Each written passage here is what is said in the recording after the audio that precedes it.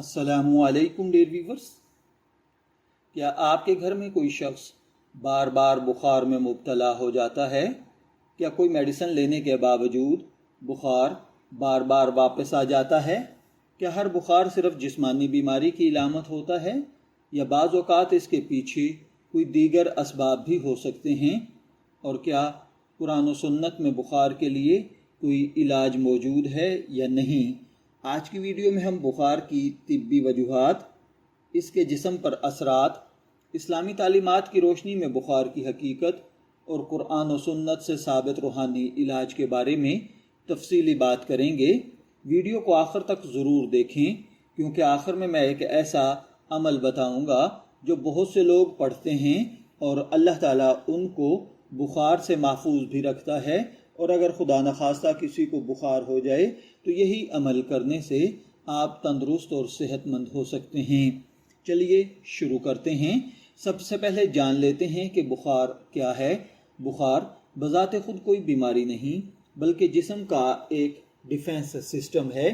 جب ہماری باڈی میں وائرس، بیکٹیریا یا کسی قسم کا انفیکشن داخل ہوتا ہے تو ہمارا امیونٹی سسٹم یعنی مدافعتی نظام جسم کا درجہ حرارت بڑھا دیتا ہے تاکہ جراثیم کا مقابلہ کیا جا سکے۔ عام طور پر جسم کا نارمل درجہ حرارت تقریباً 37 ڈگری سینٹی گریڈ ہوتا ہے۔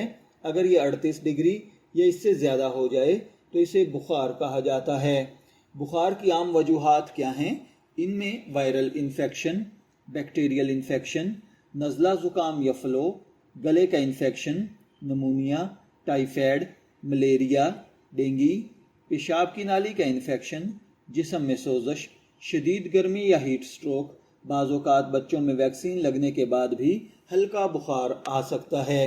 اگر بروقت علاج نہ کیا جائے تو بخار کئی مسائل پیدا کر سکتا ہے، جیسا کہ جسم میں شدید کمزوری، پانی کی کمی، سر درد، کپ کپی، جسم درد، بھوک ختم ہونا۔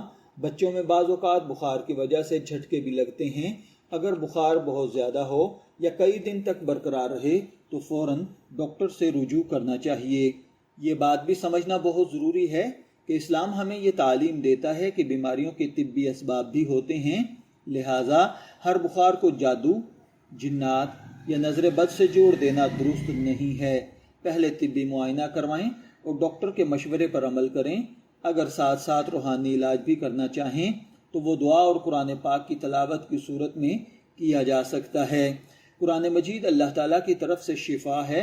بخار کی حالت میں سورہ فاتحہ 7 مرتبہ پڑھ کر دم کی جائے، آیت الکرسی پڑھی جائے، سورہ اخلاص، سورہ فلق اور سورہ ناس 3 مرتبہ پڑھ کر دم کریں، کثرت سے استغفار کریں۔ انشاءاللہ العزیز جلد بخار سے نجات مل جائے گی۔ اگر مریض کو خدا نخواستہ 103 ڈگری یا اس سے زیادہ بخار ہو، سانس لینے میں دشواری ہو، بے ہوشی ہو یا شدید غنودگی ہو، یا وہ بار بار کہہ کر رہا ہو یا بخار کئی دن تک ختم نہ ہو، تو صرف وظیفوں پر اکتفا نہ کریں بلکہ فوری طور پر ڈاکٹر یا قریبی ہاسپٹل لے جائیں۔ یاد رکھیں، اسلام ہمیں دعا بھی سکھاتا ہے اور علاج بھی، اس لیے بہترین راستہ یہ ہے کہ دوا بھی استعمال کریں اور دعا بھی کریں، ڈاکٹر کے مشورے پر بھی عمل کریں اور اللہ تعالیٰ سے دعا بھی کرتے رہیں۔ جب انسان دوا اور دعا دونوں کو اختیار کرتا ہے تو وہ سنت کے زیادہ قریب ہوتا ہے۔ اگر آپ کو یہ معلومات مفید لگی ہیں تو ویڈیو کو ضرور لائک کریں، اپنے دوستوں اور اہل خانہ کے ساتھ شیئر کریں، ہمارے چینل کو سبسکرائب کر کے بیل آئیکن ضرور دبائیں تاکہ صحت، اسلامی رہنمائی، خوابوں کی تعبیر اور روحانی معلومات پر آنے والی نئی ویڈیوز سب سے پہلے آپ تک پہنچ سکیں۔ شبیر احمد کو اجازت دیجیے، پھر ملاقات ہوگی کسی نئے ٹاپک کے ساتھ۔ تب تک کے لیے اللہ حافظ۔